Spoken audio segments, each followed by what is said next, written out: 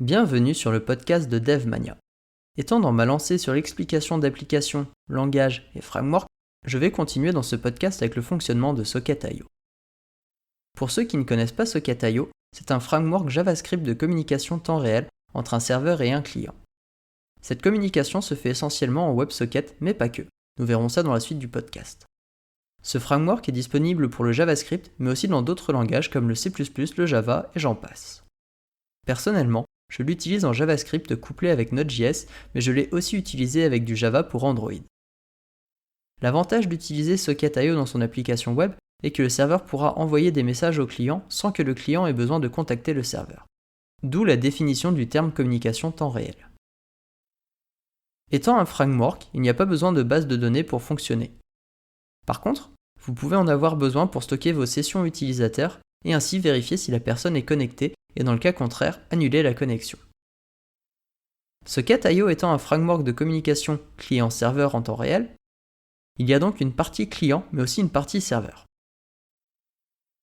Je vais commencer par vous expliquer ce qui se passe quand un client cherche à se connecter à un serveur. Dans ce cas, Socket.io va envoyer une requête HTTP ou HTTPS afin de communiquer avec le serveur. De là, ils vont se mettre d'accord sur quel protocole de communication ils vont utiliser. Car comme je l'ai dit, Socket.io n'utilise pas que de la WebSocket. Dans certains cas, il va utiliser d'autres moyens de communication, mais j'en parlerai un peu plus tard. Une fois le protocole de communication défini, le client et le serveur vont pouvoir communiquer grâce à un système de messages. Par système de messages, je veux dire que quand le client envoie un message au serveur, celui-ci a un nom et des données.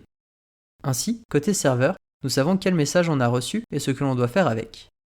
Par exemple, je peux recevoir côté serveur deux messages possibles, connexion et parler. Lorsque je reçois le message connexion, je sais que je dois initialiser la connexion et que je ne vais pas parler. Il en est de même avec le message parler, nous n'allons pas initialiser la connexion à ce moment. Tout Socket.io est basé sur ce système de messages. Cela est bien, mais j'ai donné un exemple où c'est le client qui contacte le serveur. Eh bien cela fonctionne de la même façon. Le serveur va envoyer un message nommé avec des données. Par exemple, quand un utilisateur va faire une modification sur votre application, vous pouvez avoir besoin de la transmettre aux autres utilisateurs. Cet exemple est bien car il y a les deux cas. Le client notifie qu'il a fait des modifications et le serveur envoie ces données à tous les autres utilisateurs. Et si vous voulez envoyer l'information qu'à certains clients, cela est possible. Socket.io permet de gérer ce que l'on appelle des rooms ou des salles en français. C'est vous qui allez décider de qui sera dans une salle. De cette façon, il est facile d'envoyer des messages uniquement aux utilisateurs d'une salle. Bon, après avoir fait pas mal de teasing sur les protocoles de communication, je pense qu'il est temps d'en parler.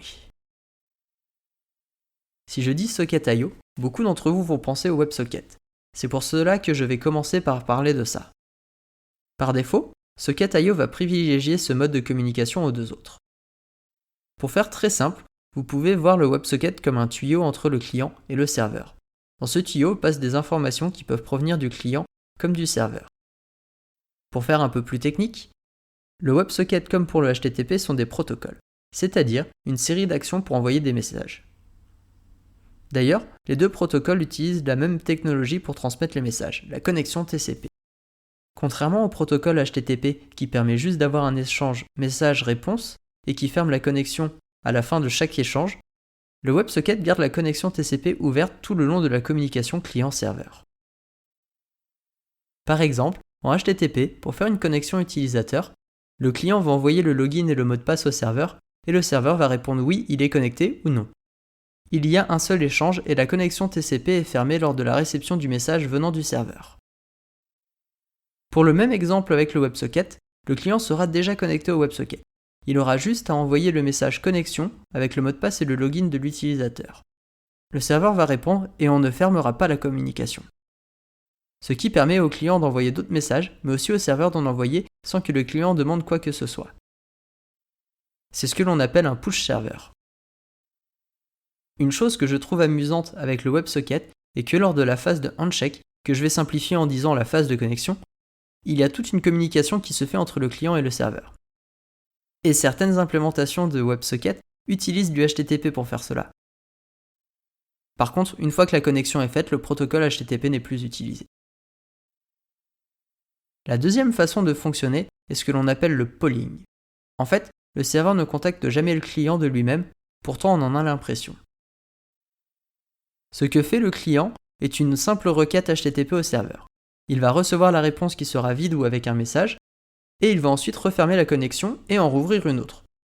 Et cela, ainsi de suite. Comme je l'ai dit, une requête HTTP est une communication de message-réponse. Donc, lorsque le client a besoin d'envoyer un message au serveur, celui-ci l'envoie via les requêtes HTTP.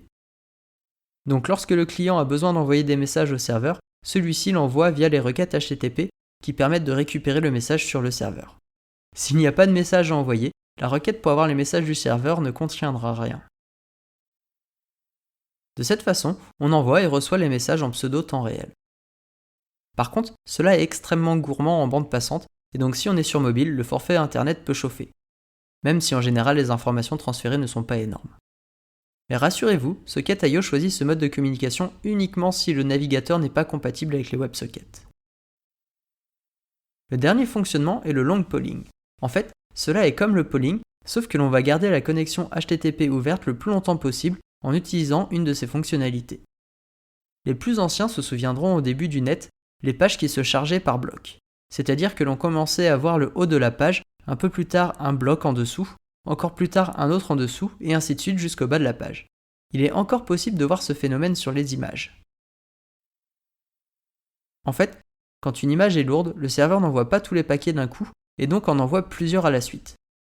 Certains ont utilisé ce système pour garder une connexion ouverte le plus longtemps possible en envoyant des données vides au client. Ainsi, lorsqu'il y a réellement quelque chose à envoyer, on l'envoie et on ferme la connexion. Du coup, Socket.io lance une connexion HTTP au serveur qui va lui envoyer des données vides jusqu'à ce qu'il y ait quelque chose à envoyer. Une fois les données envoyées, il ferme la connexion et il en relance une autre. Socket.io utilise cette façon de faire lorsque votre connexion n'est pas assez stable pour ouvrir une WebSocket.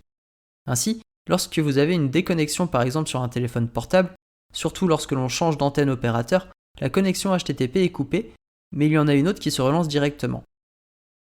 Comme pour le polling, le long polling va profiter de la connexion HTTP qu'a fait le client pour envoyer ses messages. De cette façon, si côté client on a besoin d'envoyer un message, on stoppe la connexion HTTP précédente et on en relance une avec les données. Vous connaissez maintenant les 3 façons de fonctionner de Socket.io, mais je voudrais vous parler d'une alternative, le SSE pour Server Sent Event. Contrairement aux autres moyens de communication, celle-ci se fait uniquement dans un sens du serveur vers le client. En fait, votre client va lancer une connexion HTTP au serveur, et comme pour le long polling, on va garder cette connexion ouverte le plus longtemps possible en envoyant des messages vides. Par contre, comme la connexion est unidirectionnelle, c'est-à-dire que les messages vont uniquement du serveur vers le client, nous n'avons pas besoin de fermer la connexion. Cela implique donc que si côté client, vous avez besoin d'envoyer un message, vous allez devoir utiliser une autre connexion HTTP. Il se peut que votre connexion se ferme pour diverses raisons, perte d'internet, etc. Dans ce cas, une autre connexion HTTP sera ouverte pour que le serveur puisse envoyer un autre push. Si vous voulez avoir plus d'informations concernant ces moyens de communication, je vous mets plusieurs liens en description.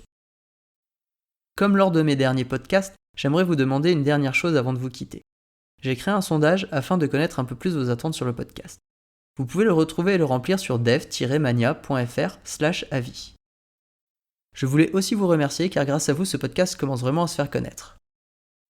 Pour finir cet épisode, comme d'habitude, vous pouvez retrouver l'intégralité de mes podcasts sur iTunes, YouTube, mon site dev-mania.fr et Spotify. N'hésitez pas à vous abonner ou à donner votre appréciation, surtout si ce que je fais vous plaît, cela aidera vraiment à faire connaître ce podcast. Merci et à bientôt dans un autre podcast.